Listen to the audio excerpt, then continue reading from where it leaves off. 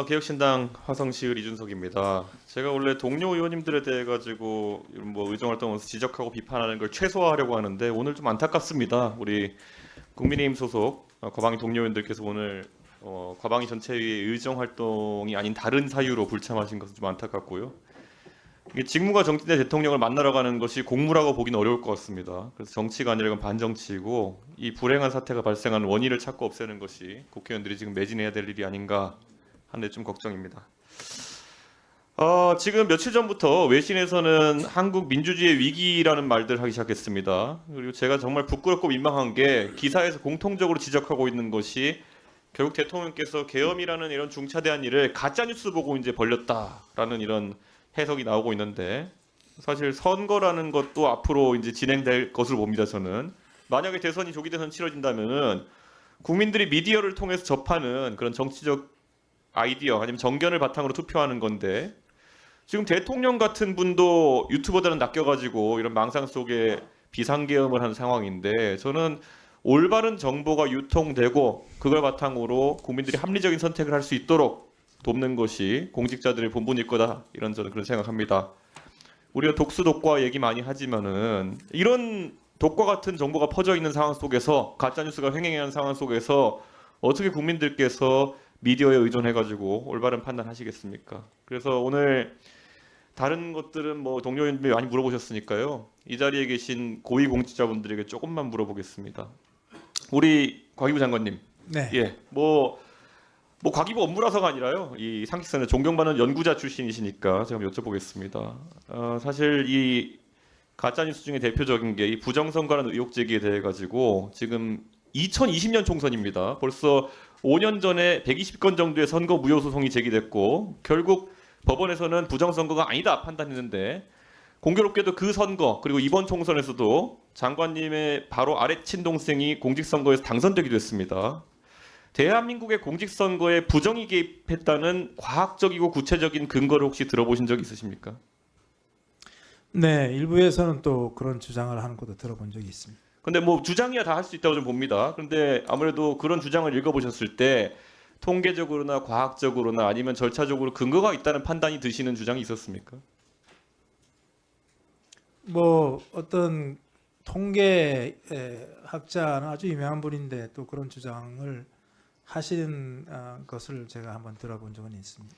예, 저는 이런 주장에 대해 가지고 정말 공직자들부터 대한민국 선거 시스템, 국가 운영되는 시스템에 대해서 신뢰를 보여주지 않으시면은 국민들의 불안이 더 커질 것이다 이렇게 봅니다. 우리가 통계를 보고 의심할 수도 있지만은 공직자라면은 공직자들이 어떻게 일을 처리하는지 그런 방식들을 알고 있다면은 불가능한 일이다라는 것을 오히려 국민들에게 정치적 유불리와 관계없이 힘을 주어 얘기할 때 이런 의혹이 근절된다 이렇게 생각합니다. 그럼 장관님 말고요. 그럼 우리 차관님들 한번 여쭤보겠습니다. 예, 다들 여러 정권을 거쳐가지고 정권과 관계없이 이 자리까지 올려오셨을 때고 고위 공무원으로서 이창윤 차관님 혹시 부정선거가 있었다는 것에 대한 근거를 들어보신 적 있습니까? 개인적으로 근거에 대한 말씀은 들어본 적은 없습니다. 그리고 예. 저는 개인적으로는 공무원을 비롯한 전체 우리나라의 시민 의식이 투명해졌다라는 부분에 있어서는 사실 그 확실하게 생각을 하고 있습니다. 예, 혹시 강도현 차관님 생각 어떠십니까? 동일합니다. 예. 유광준 본부장님은요? 예, 저도 마찬가지입니다. 우리 조성훈 차장님 역시 뭐 감사원에도 계셨으니까요. 이런 걸 봤을 때 감사나 이런 거 하면은 근거에 맞는 제보가 들어오고 하면 감사원이 다 살펴보죠. 네, 그렇습니다. 근데 지금 이렇게 법원에서도 이렇게 판단하고 감사도 여러 번 신청된 걸 알고 있는데 아직까지 국가기관에서 공직선거에 부정이 개입됐다는 결론을 내린 바가 없습니다. 그럼 국민들이 믿어도 되는 겁니까 이런 결론을?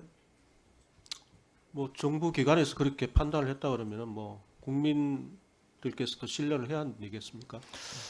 예, 그래서 오늘 제가 사실 말씀드리고 싶은 건요. 제가 최근에 기사를 하나 읽었는데 충격적이었던 게 작년 11월에 났던 기사인데 기재부에 이제 행시 통과해가지고 3년 차 된 공무원들, 그러니까 64회 사무관들이 25명인데 그 중에 5명이 벌써 공직을 그만뒀다고 합니다.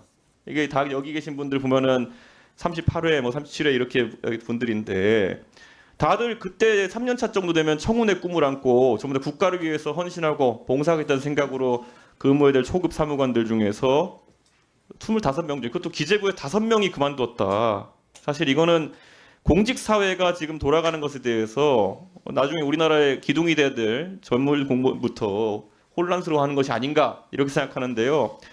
저도 젊은 그런 사무관이나 이런 공무원들과 얘기해 보면요 그런 말 하더라고요. 의원님 요즘 국회 가서 활동해 보셔 아시겠지만은 선배 공무원들이 가셔가지고 뭐 하실 말씀 다 못 하시고 정치인한테 혼나고 대통령한테는 또 할 말 했다가 또 역으로 공격당하고 이런 걸 보면서 저희가 청문회 꿈이라는 것을 계속 가져가야겠습니까라고 저한테 오히려 반문하더라고요. 물론 저희 정치인도 반성해야 할 부분이 있다면 하겠지만은 저는 그 지금 초급 사무관이나 이런 분들에게는 아마 지금 다 차관급에 올라오신 분들 이 대선배일 거고 어쩌면은 저분들처럼 돼야겠다는 생각으로 지금까지 열심히 근무했을 텐데요. 요즘은 좀 다른 생각들 하고 있는 것 같습니다. 그래서 이런 국가적 의혹이나 이런 거에 대처하는 데 있어서도요.